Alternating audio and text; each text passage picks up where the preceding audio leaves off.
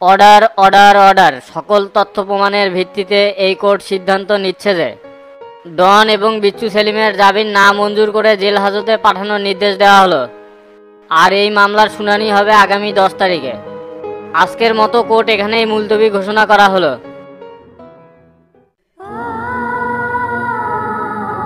এত ভেঙ্গে পড়ো না তো, এক ডেট মিস হচ্ছে তো কি হয়েছে, সামনের ডেটেই জামিন হবে। এই জজটা হচ্ছে নতুন, ওই কারো কথাই শোনে না, ওই নিজে যেটা ভালো মনে করে সেটাই করে। আর তুমি নিজেই তো দেখলে, চেষ্টা তো আমি আর কম করলাম না, তোমার ভাগ্যে নাই তাই এই ডেটে আর জামিন হলো না। তবে টেনশন করো না, সামনের ডেটে তোমার জামিন হবেই। আপনাকে কথা কোনো দাম নাই, গত পরশু দিনই করলেন, প্রথম শুনানিতেই জামিন হয়ে যাবে, কো পারলেন? এগুলা কোর্ট কাছারির বিষয়, অনেক সময় জবানের দাম থাকে না। তোমার জামিন করায় পেলে তো আমারই ভালো, আমি এনা কয়েকটা টাকা পাবো। যে তোমার সাথে কি আমার পুরানা কোনো শত্রুতা আছে যে তোমার জামিন করামো না? দেখেন উকিল সাহেব, আমি এত কিছু বুঝি না, আমাকে তে তাড়াতাড়ি বাইর করেন, জেলের মধ্যে একটা করে দিন যায়, মনে হয় একটা করে বছর। সামনের ডেটে কোনোভাবে মিস হবি না, সেই অনুযায়ী কাজ করিচ্ছি। কোথা বেঁচে খাওয়ার লোক আপনারা, যখন যে পরিবেশ চলে সেই দিকেই কথা কন। তোতা ভাই কুড়ি, তোতা ভাই কিংবা দেখিচ্ছি না, ভাই মনে হয় ভিতরে আসবে দিচ্ছে না। আসামি কোর্টের মধ্যে এতক্ষণ কথা বলার কোনো নিয়ম নেই। এ কনস্টেবল কোথায়, ওকে গিয়ে অ্যারেস্ট করো। উকিল সাহেব, আপনি নিয়মের বাইরে যা মক্কেলের সাথে কথা বলছেন কেন? এই অফিসার, আপনি না চুপ থাকেন তো, আমার মক্কেল এখনই যাচ্ছে। দেখতেছেন না একটা ইম্পর্টেন্ট আলোচনা করিচ্ছি। ডন, তাহলে তুমি এখন যাও, আর বাইরে আমি তোতার সাথে আলোচনা করিচ্ছি কিভাবে কি করা যায়। আমার উপর ভরসা রাখো, সামনের ডেটে 100 জামিন হবে। আচ্ছা যাচ্ছি, তোতা ভাই কেন আমার কাছে পাঠিয়ে দেন তো, জরুরি কথা আছে। ঠিক আছে, পাঠিয়ে দিমুনি। চাচা, আজকে আমাদের উকিল কেমন কাজ করছে? খুব ভালো, অর্গের জামিন হয় নাই, এমন প্যাঁচ মারছে প্যাঁচই খুলে পারে নাই। অপরাধ করছে, কয়েকদিনের না জেলে থাকুক, বাইরে আসলে তো আবার কোপ খাবি। আমি তো অলরেডি ডিক্লেয়ার দিয়ে দিছি, ডন আর বিচ্ছু সেলিমেক জিটি পাবি সেটি কোপ হবি। আমিও তোমার সাথে একমত, আর একদিন রাতে তো তাচ্ছিল আমার বাড়ি, সেই ধারা ধারছি। ওকের সাথে মুখের কোথায় কাম হবি না, কোথা কতি হাত তোলান লাগবে, ওকের হলো লজ্জা কম। যেদিন আপনার বাড়িতে ছিল সেদিন কয়েকটা দিলি তুই ঠিক হলো নি, তো তাক না মানলে ওই সোজা হবি না। একবার দিবার চাইছিলাম, কিন্তু বাড়ি পুরাচ্ছে এই জন্য মানবতার ক্ষেত্রে দিলাম না, শালার বেটাক তো কেউ দেখতে পারে না। ওকের কাছে মানবতা দেখে লাভ নাই, তা উকিলের টাকা কি ক্লিয়ার করছেন? হ্যাঁ, সব টাকা ক্লিয়ার করছি। আর হাবিব ভাই ফোন দিছিল ধনুটের কমিটি দেওয়ার জন্য, সেটার কি করা যায়? ধনুটের কমিটির দলে অত তাড়াহুড়ো করেছে কেসব, কোনোটি সেটিং বাজাচ্ছে নাকি? ধনুট হলো দুনিয়ার নেতা, আগে সব উপজেলা কমপ্লিট করে আসেন, তারপরে ধনুট কমিটি দেওয়া হবে, তার আগে না। আগে ফটিকের পর্ব সারে আসি, ও মারছে, মারের বদল আগে মার হবে। তা খাওয়া দাওয়ার সময় তো হয়ে আসলো, দুপুরে খাওয়া দাওয়া করছেন? না না, এখনো করিনি। তাহলে আপনি খাওয়া দাওয়া করে নেন, আমার আবার জজের বাসায় মিটিং আছে, ওনার সাথে পার্সোনাল কিছু আলাপ আছে তো। সেটি কি আমিও যাবো? না না, পার্সোনাল, আর তো তার বিষয়ে ওইটা আলোচনা হবে, দেখি তো তা কোন দিক দিয়ে লড়ে। ঠিক আছে, এবার তো তার দিন শেষ। আপনি তাহলে যান, কালকে আপনার সাথে দেখা হবি নি।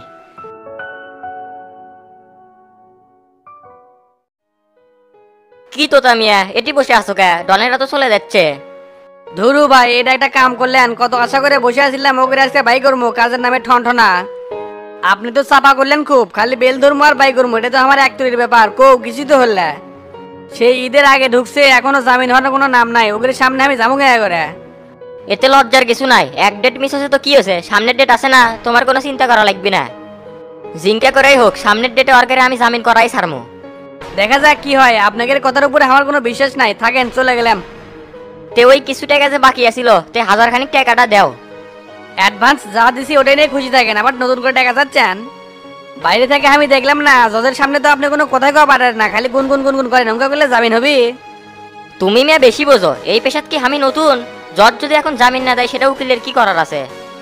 আমি এত কিছু বুঝি না, যা মিলছে সেটা তোমার দেওয়া লাগবেই।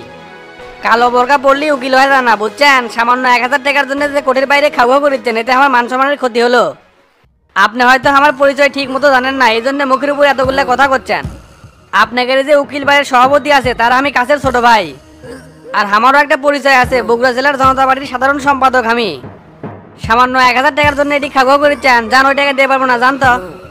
কি আর করে পারমু, একটা অসহায় মানুষের উপরে খালি জুলুম করলেন, আমার আর কি করার আছে? এই পেশাটার উপরে আমার রুটি রোজগারের বিষয়, জজ জামিন দিল না আর আমার 1000 টাকা মারা গেল। চোখের সামনে থেকে সরেন তো, মন মেজাজ কিন্তু এমনি খারাপ আছে, মিসেই খাও খাও করে।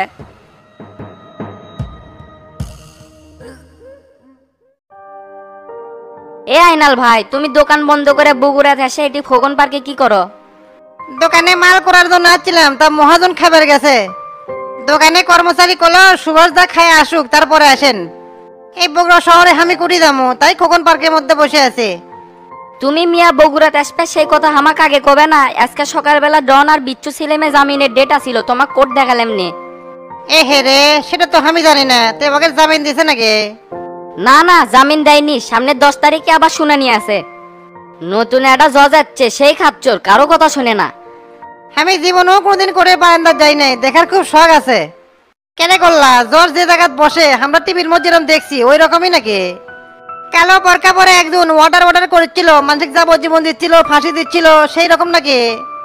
বাস্তব জীবন থেকে তো সিনেমা তৈরি করে মিয়া। জজ খুব শান্ত, মনোযোগ দিয়ে কথা শুনে আর কিছুক্ষণ পর অর্ডার করে। যদি জেললাম নি যে তুমি আসছো, তাহলে তো তোমাক নিয়ে যায় জেলখানা, জজ কোর্ট, বিআরটি সব ঘুরে দেখালাম নি। তাহলে সামনের ডেটে আমাকে মিস করবো না, আমাকে নিয়ে আসবো, আমি হলে সব ঘুরে ঘুরে দেখবো। তে আজকে তোরা কেটে কেটে আসছিল? আমি, শফিক চাচা, ড্রাইভার আর ওস্তাদ আসছিল। ওস্তাদ বেন এখন কুটি গেল সেটা তো জানি না। আমি তো মাথার চিন্তা করে এটি আসছিলাম যে ওরা যদি আজকে খালি বেড়ালো নি, অগ্রে ম্যাট ট্যাট দিয়ে কালকে মেডিকেলে পাঠালাম নি। ওস্তাদ সহ এলাকার সব লোকজনই চায় যে ডন আর বিচ্ছু ছেলেমের একটা শাস্তি হোক, আর এই শাস্তি না দেওয়া পর্যন্ত আমার ঘুম হবে না। তোরও কি জেলখানা যাওয়ার শখ হচ্ছে নাকি? জেলখানা আশেপাশে ঘুরলে গেলে জেলখানা তাক টানে। ওলে জেলখানা আমার কাছে দুধ ভাত। ওলে জেলখানা দেখে আমি ভয় পাই না, রাজনীতি করবার গেলে জেল খাটাই লাগে। খোঁজ নিয়ে দেখো গা, দেশের বড় বড় নেতারা আগে জেল খাটছে, জেল খাটার কারণে তো আজকে তারা এত বড় নেতা হচ্ছে। হাই রে, তোর শখ রে! তোর এই বয়সে মানুষ ডাক্তার ইঞ্জিনিয়ার হওয়ার চেষ্টা করে, আর তুই জেলখানা যাওয়ার শখ করছ। তোরা যদি সমাজের দায়িত্ব পায়, জাতি তোর কাছ থেকে কি আশা করতে পারে? তোমার যে আরো কথা না, আমি যদি বড় সৎ নেতা হই তাহলে সবার আগে তোমার দোকানে তালা পড়বি। মাঝে মাঝে যে এরকম জ্ঞানের ভান্ডার খোলো, এলে বন্ধ রাখবে। আমরা রাজনীতি করি, আমাদের হিসাবই অন্যরকম।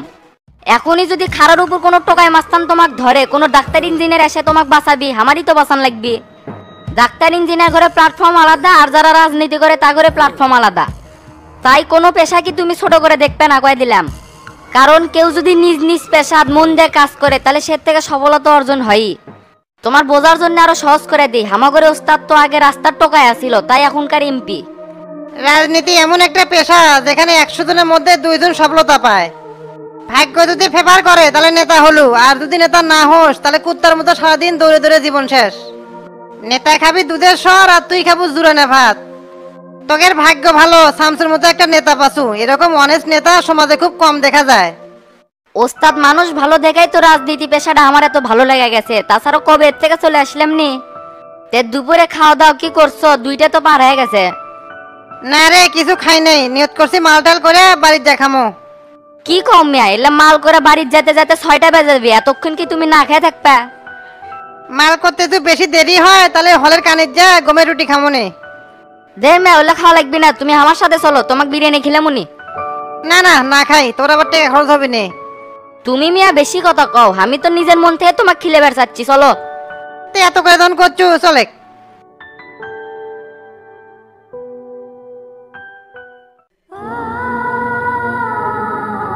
এত ভাঙ্গে পড়ছু কে? 1 ডেট মিস হচ্ছে, তাই কি হচ্ছে? সামনে ডেটে তোর যাবি না হয়ে যাবি। কথাবার্তা যেটি যেটি কল লাগে সেটি আমি করছি, তুই একটু রিল্যাক্সে থাকতো।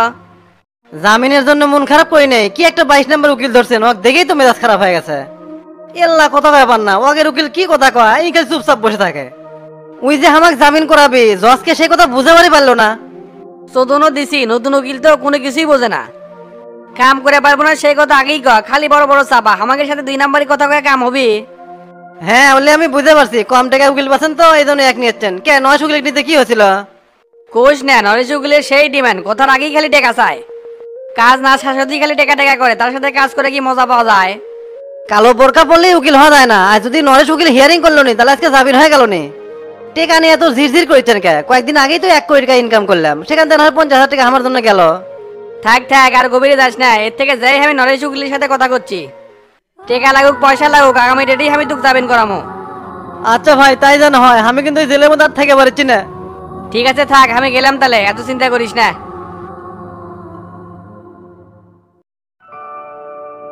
কে রে হালিম শেখ, কালকে থেকে তোমাকে ফোন দেই, কোনো খোঁজ খবরই নাই।